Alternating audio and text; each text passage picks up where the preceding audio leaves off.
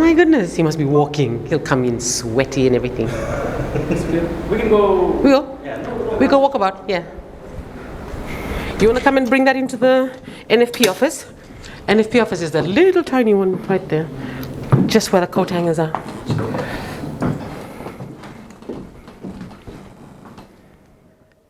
First of all, I'm happy to be a woman in Parliament.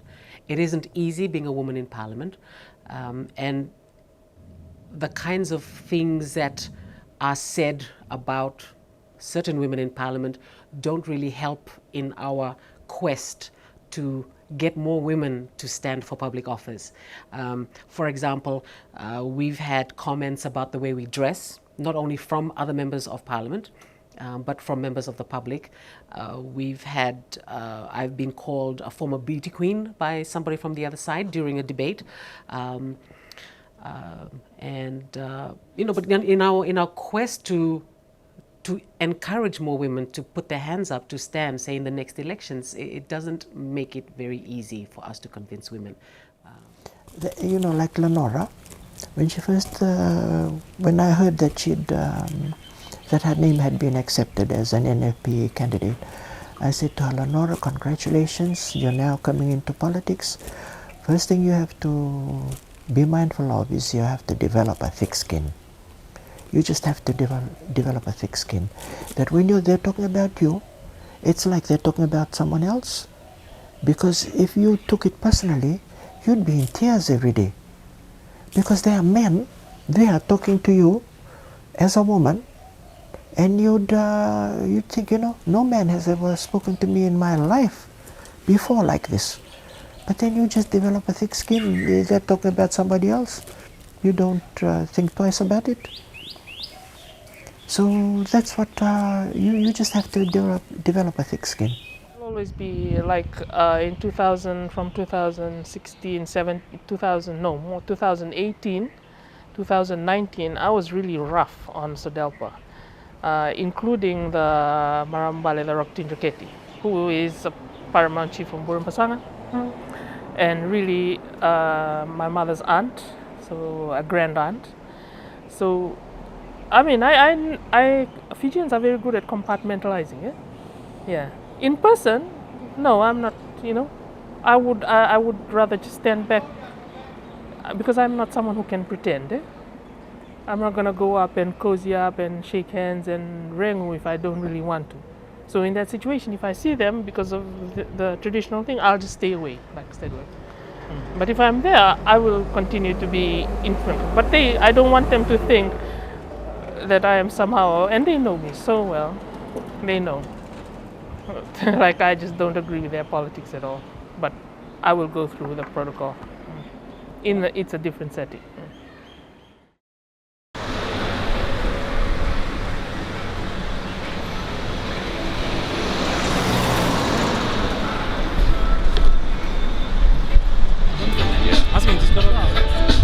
Sorry, did you want to set up somewhere? I don't know, I haven't really thought that far. Like coming here, I was like, okay, put the poster and get it. Oh, nice. Let's be in my campaign, and then we just kind of wing it. Yeah. Explain to an international audience. Can you explain why that happened?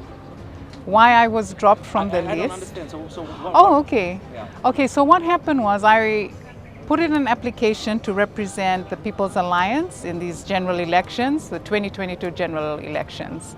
And we went through an interview process with a panel, and I was really excited when I got the call that, I was going to be one of the candidates. They made the public announcement in a big stage, open area. We went up, we gave our little speeches, and that would have been May, so we're in November now. The writ of elections was announced about a month ago now. And so what all the parties did then is give the full lineup of candidates that they were going to present, right? That morning, I got a call to come into the office before going to the venue where they're making the announcement. And then they told me there that they had dropped me from the list, that I was no longer a candidate. And so that was a shock because, I've sacrificed everything for this season. Like I've stopped my consultancy, we've had to sell a car, like financially it's been difficult. And I'm coming from zero political experience, right? So I've had to build a following, I've had to go out. So it's been a really long, hard 6 months. So that was a shock, and I wasn't given a clear answer. However, the party leader made the decision, so I didn't understand why. Anyway, what happened then in the next couple of days, there was a whole lot of crazy publicity because, you know, first of all, I'm a woman, and I think dropping a woman is going to attract attention, right? Because they're trying to get more women into politics. But also, by now, I have got a huge following. So, you know, well over, like, probably over 15,000 now following. And your social media my following? social media following, sorry. And I've been out in the public spaces. So when they told me, then they dropped me, caused a whole lot of publicity. Then a few days later, so they sent all of those names up without mine to the elections office, and then 3 of them were rejected. And so my name came back in again. So now I am back as a confirmed candidate. So that's really the most stressful thing that's happened since the writ of elections was issued. As a woman, Indigenous woman, I feel that my this current term will perhaps change the way Indigenous communities see Indigenous women in politics. I think it shone a light on the Indigenous women in Parliament, on the Fijian Indigenous women in Parliament, and I think it's just based on votes, for example, and I use this a lot, and it makes me laugh, and it makes other women laugh too when we have these, women in politics workshops, is I had 2 people from my own village vote for me in the 2018 elections. 2 people, and somebody else, and they voted for males. More people voted for male politicians in the 2018 elections. In my own village, only 2 people voted for me.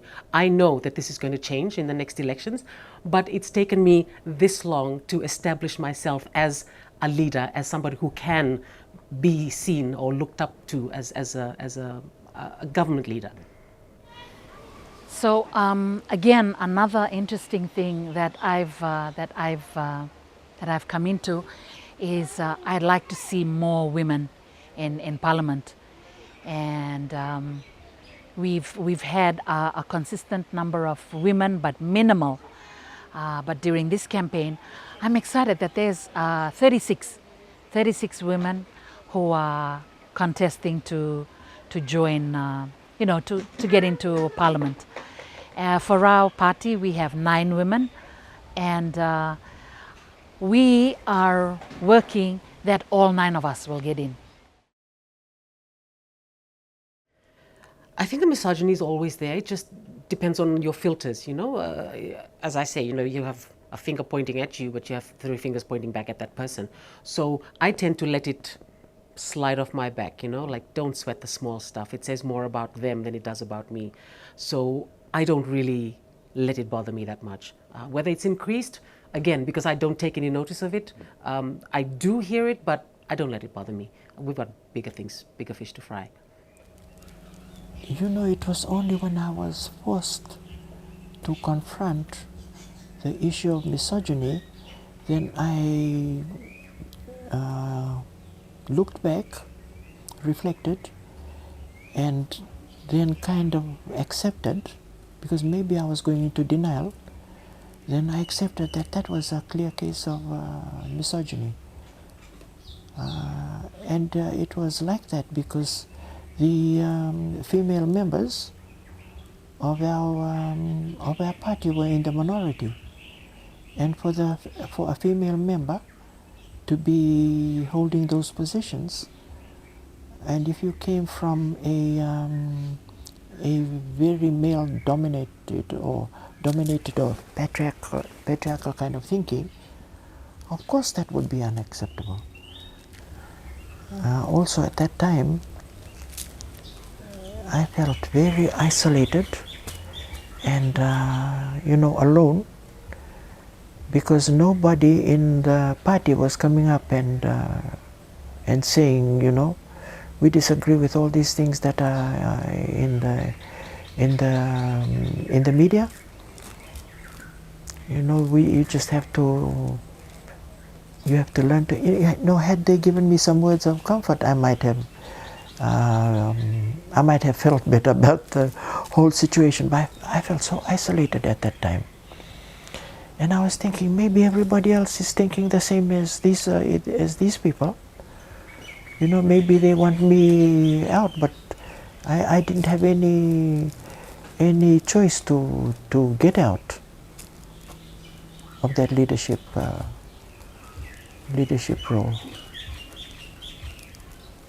But it was a good lesson. We learn, we live and learn. I would like to see more women representatives in Parliament. Why do I say that? A lot of my work is with women. I believe that women can move the nation. You just have to look at the communities, at the homes. It's the mothers that are driving it. In the communities, it's the mothers that are driving it, and the aunts and the bumbos. And in the churches, it's the mothers that are driving it. And so if you have mothers in Parliament, you'll be assured that we will, you know, move and drive things that are very family-centered, and that will be wholesome. And yeah, and I want to make sure that I'm still alive to actually witness a woman Prime Minister in Fiji. That would be my ultimate dream. And I hope that I am a stepping stone to making that happen to any woman that is aspiring to that office.